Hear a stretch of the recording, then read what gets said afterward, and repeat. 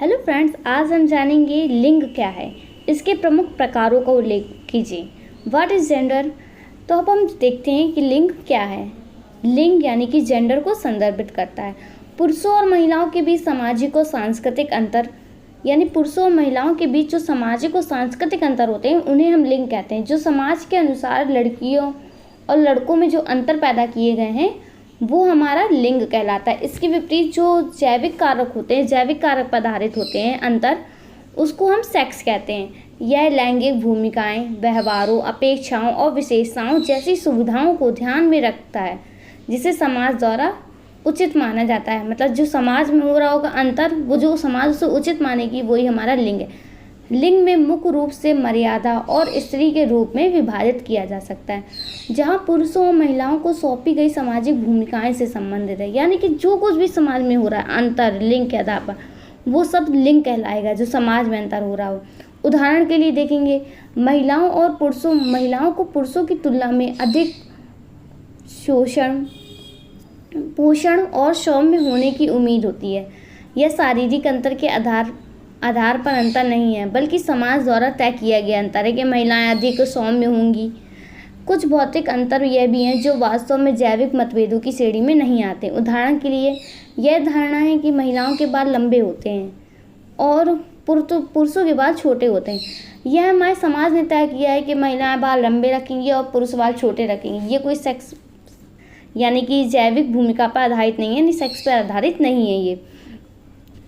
लेकिन लिंग बालों की लंबाई के बाद से वास्तव में जैविक कारकों से नहीं है, बल्कि सामाजिक मानदंडों और रीति रिवाजों से निर्धारित किया है। लिंग के विपरीत लिंग जैविक रूप से नहीं बल्कि सामाजिक रूप से निर्मित होता है। इसलिए लिंग अंतर एक संस्कृति से दूसरी संस्कृति में भिन्न होगा।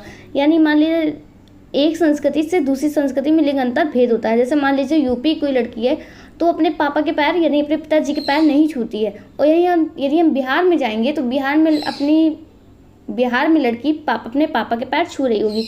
तो ये समाज द्वारा तय किए गए अंतर हैं। मतलब जो भी लिंग के अंतर होंगे समाज द्वारा एक समाज से दूसरे समाज में भिन्न होंगे। एक संस्कृति या समाज की अवधि में स्त्री या पुरुष की विशेषताओं को माना जाता है। अलग अलग संस्कृति और समय अवधि में भिन्न हो सकते हैं। चलिए अब हम लोग नेक्स्ट पेज में चलते हैं। यहाँ अब हम लिंग का अर्थ देखेंगे। Meaning of gender. मनुष्य दो रूपों में जन्म लेता है, स्त्री और पुरुष। जैसे प्रारंभिक अवस्थाओं में बालिकाएं तथा बालक कहा जाता है। बालक और बालिकाओं की शारीरिक संरचना में ही विभेद नहीं होता, अपितु दोनों में रुचियों, अभिव्यक्तियों तथा क्रियाकलापों में भी भिन्नता पाई जाती है।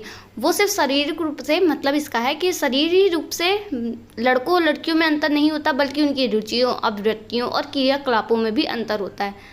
लिंग को वैयाकरणों द्वारा यह कहकर परिभाषित किया जाता है कि जिसमें किसी के स्त्री या पुरुष होने का बोध हो, उसे लिंग कहते हैं। लिंग के निर्धारण में लैंगिक मापदंडों का प्रयोग किया जाता है, जो निम्न प्रकार हैं।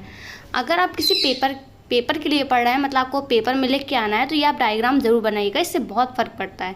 जैसे कि हमें पता है पुरुषों के पास XY गुणसूत्र होते हैं और महिलाओं के पास XX होते हैं। महिला का X गुणसूत्र गया और पुरुष का भी X मिल गया तो वो बालिका पैदा होगी। महिला का X गया क्योंकि महिलाओं के पास सिर्फ XX होते हैं।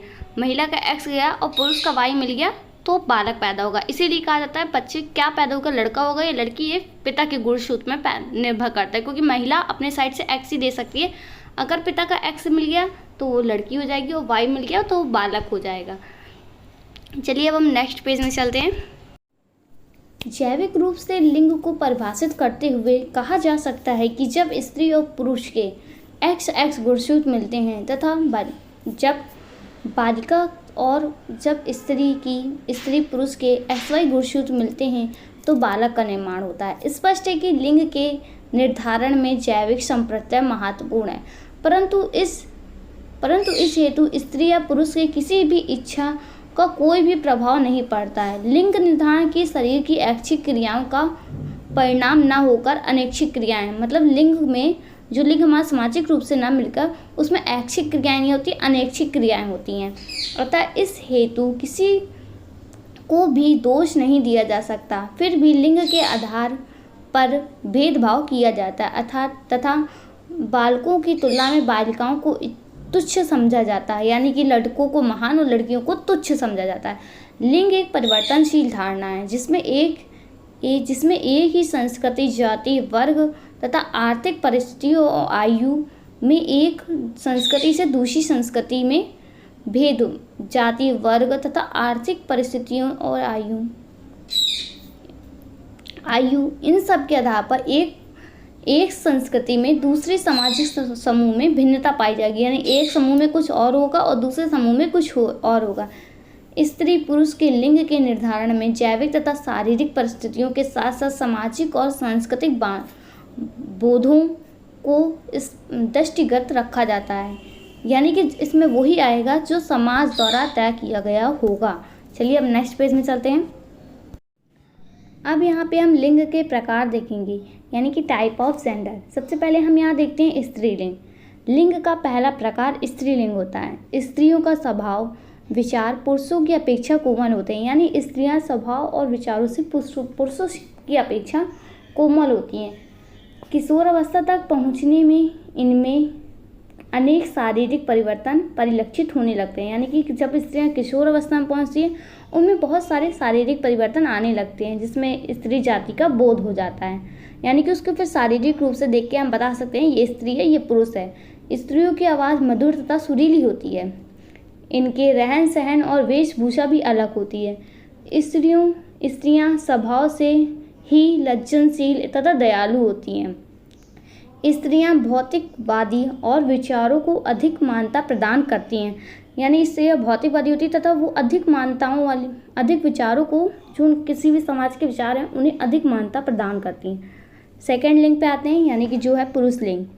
पुरुष जाति का बोध उसकी शारीरिक बनावट, रहन सहन और विचार एवं भावों से प्रदर्शित होता है।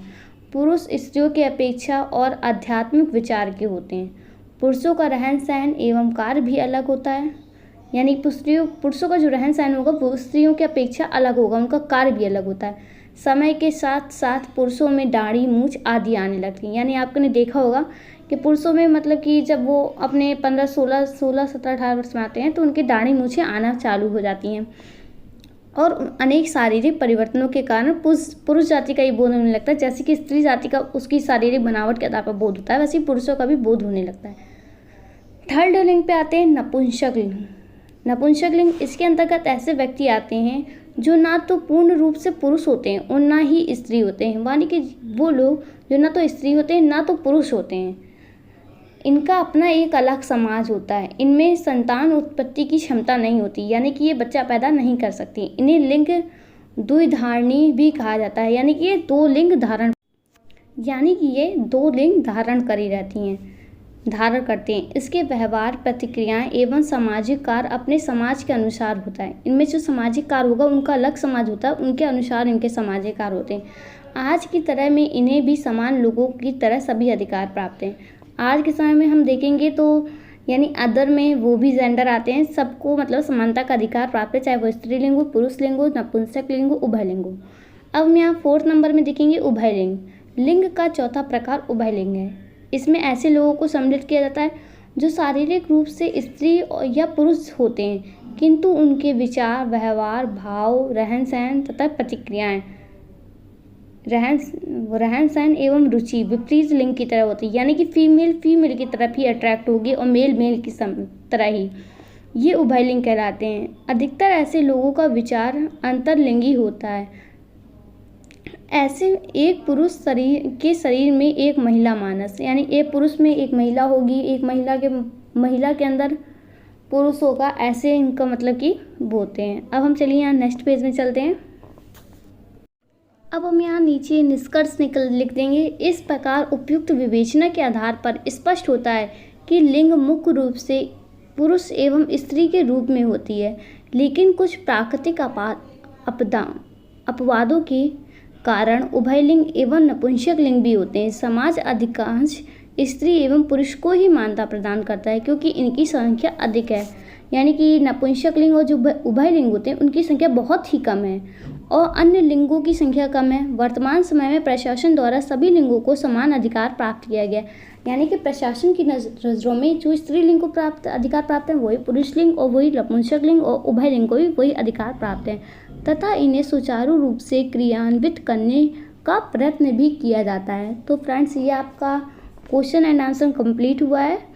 तो आपको कैसी लगी ये वीडियो कमेंट करके ज़रूर बताइएगा। अगर आपको कोई क्वेश्चन चाहिए हो तो ज़रूर, मतलब कि किसी क्वेश्चन का आंसर चाहिए हो तो ज़रूर कमेंट करके बताइएगा। Thank you for watching this video.